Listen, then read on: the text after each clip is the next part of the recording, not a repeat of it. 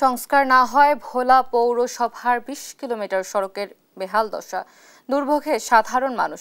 বিস্তারিত জানাতে সরাসরি যোগ দিচ্ছেন আমাদের সহকর্মী ছোটন সাহা। ছোটন, সংস্কার না হওয়ার কারণ হিসেবে কর্তৃপক্ষ কি বলছেন জানাবেন আমাদের।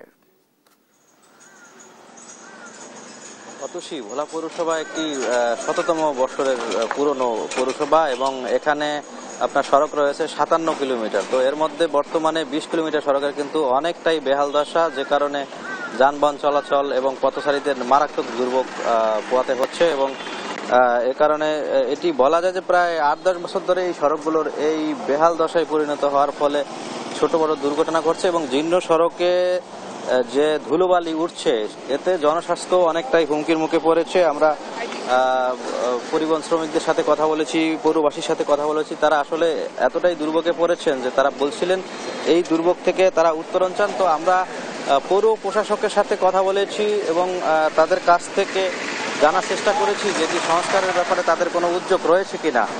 পৌর প্রশাসক মিজানুর রহমান আমাদেরকে বলছিলেন যে তারা যে সড়কগুলোর পুনর্নির্মাণ এবং সংস্কার কাজগুলো তারা শুরু করেছেন। ইতিমধ্যে ২ কিলোমিটার সড়কের সংস্কার কাজ সম্পন্ন হয়েছে এবং অন্যান্য সড়কের যে কাজগুলো সেটি তারা দ্রুতই সম্পন্ন করবেন আমরা জেনেছি। তো যে সমস্ত সড়কের বেহাল দশা তার মধ্যে অন্যতম হচ্ছে ডোম কলোনি সড়ক এবং আমি যে স্পটটিতে রয়েছি এটি জেলা প্রশাসক, পুলিশ সুপার এবং মডেল থানার সড়ক। এই সড়কটিও কিন্তু বেহাল দশা এবং এই সড়ক দিয়ে কিন্তু প্রতিনিয়ত কিন্তু ধুলোবালি উঠছে এবং যানবাহনগুলোকে অত্যন্ত ঝুঁকিপূর্ণভাবে কিন্তু পারাপার করতে হচ্ছে। শুধু এই সড়কটি নয়, এই সড়কের মতো দেখা গেছে পৌরসভার যে অন্যান্য সড়ক, ওয়েস্টার্ন পাড়া সড়ক হতে শুরু করে মুসলিম পাড়া সড়ক হতে শুরু করে যে অন্যান্য সড়কগুলো রয়েছে সেগুলোর কিন্তু বেহাল দশা। তবে এখন যেহেতু অনেকটা শুষ্ক মৌসুম, তো যখন বর্ষা মৌসুম শুরু হয় তখন কিন্তু এই সড়কের যে গর্তগুলো তৈরি হয়েছে এই গর্তগুলোতে কিন্তু পানি জমে থাকে এবং